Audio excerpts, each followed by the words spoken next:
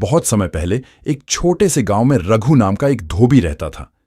वह कपड़े धोने का काम करता था और गांव में मशहूर था, लेकिन उसमें एक बड़ी समस्या थी।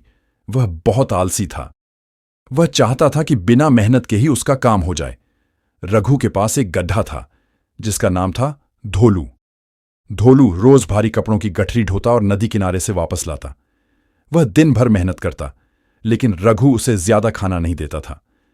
गधा सोचता, मेरा मालिक मेहनत कम करता है और मुझे भूखा रखता है, अब तो कुछ उपाय करना होगा। एक दिन रघु जंगल से लौट रहा था। तभी उसने रास्ते में एक मरी हुई शेर की खाल देखी। उसे देखते ही उसके दिमाग में एक शैतानी योजना आई।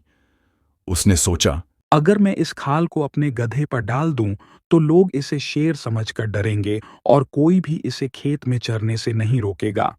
गधा खुद ही खाना ढूंढेगा और मुझे कोई मेहनत नहीं करनी पड़ेगी।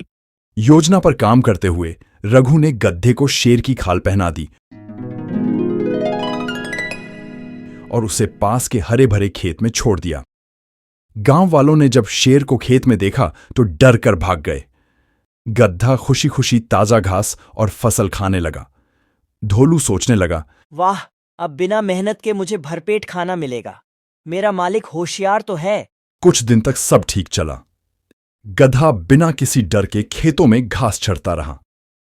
गांव वाले डर के मारे खेतों में नहीं जाते थे और धोबी आराम से मजे करता रहा। लेकिन एक दिन गधे को अचानक गांव के कुछ गधों की आवाज सुनाई दी।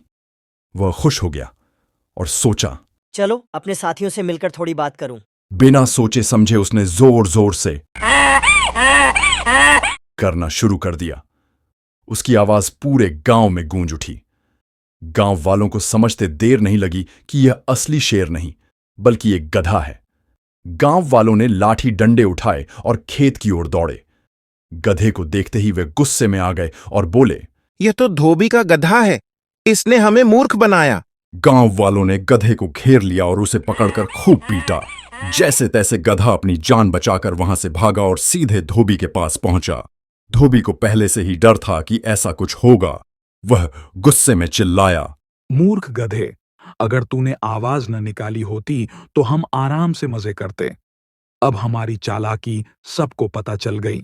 गधा दुखी होकर बोला, मालिक, आप ही ने मुझे यह चालाकी सिखाई थी।